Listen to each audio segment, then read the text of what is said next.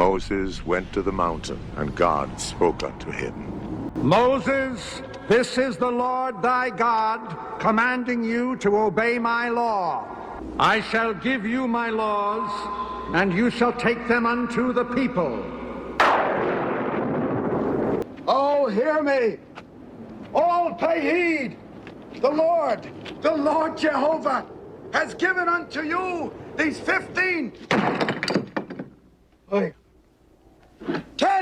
10 commandments! Religion versus science. The two are often portrayed as enemies with little common ground. Since each is seen as a gateway to truth, whenever they clash, the battles turn heated fast. Many of these hot spots are found within the pages of Genesis. The most frequent conflicts are fought over the origins of existence itself. For the most part, modern science agrees on how the universe became what it is today. About 13.8 billion years ago, the Big Bang gave rise to countless galaxies. Over many eons, the stars and planets were formed. On one such planet, Earth, simple life forms sprang into being. These would evolve into more and more complex organisms, of which the fittest triumphed over the weak. With a few minor hiccups along the way, life thrived across the globe, until a species named humans emerged from the wild and dominated the rest. A literal reading of Genesis, however, suggests a much shorter timeline. The entire world was created in only 6 days. In the beginning, the planet was a formless mass of water, shrouded in darkness. On the first day, God brought forth light from the void. On the second day, he created the sky. On the third day, the Lord made dry land appear and covered it with plants of every kind.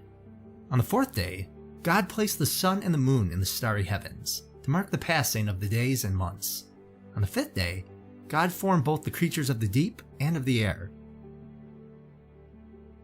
On the sixth day, the Lord made all sorts of animals to roam on the land, livestock and wild beasts alike.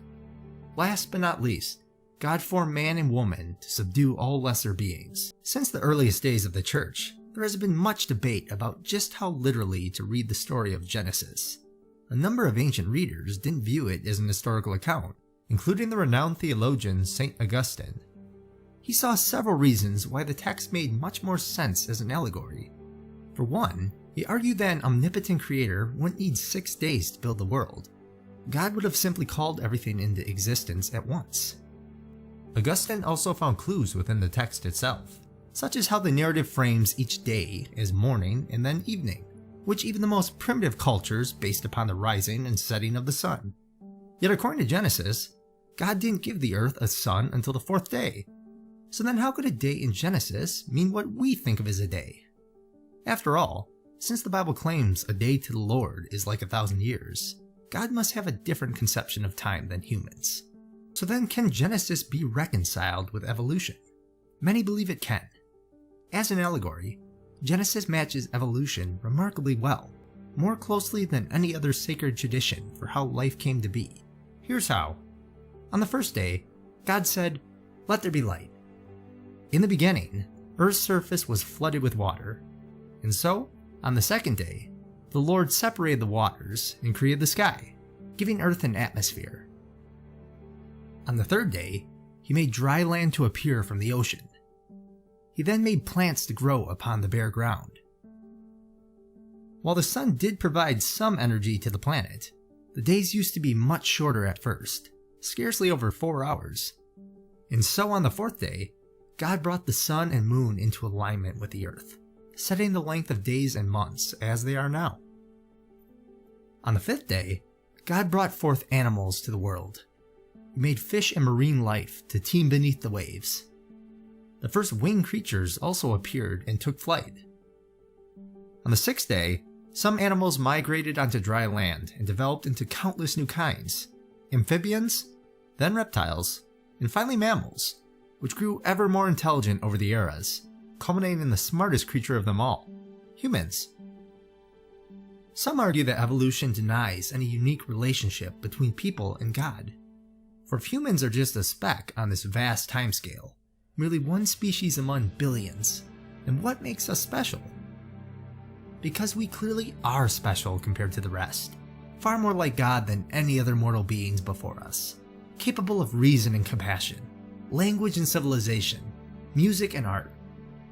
If the Lord could choose some backwater tribes like the Israelites as his chosen people, instead of the many other greater nations, then he could certainly raise up Earth's most advanced species as his chosen creation.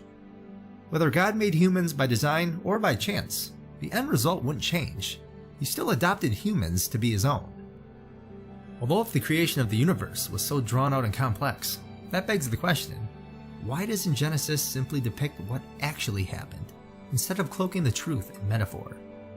We need to remember the original audience for that book, the ancient Israelites, who were clans of uneducated, nomadic shepherds. If God had revealed the daunting reality to their simple minds, it would have been like teaching biology in preschool.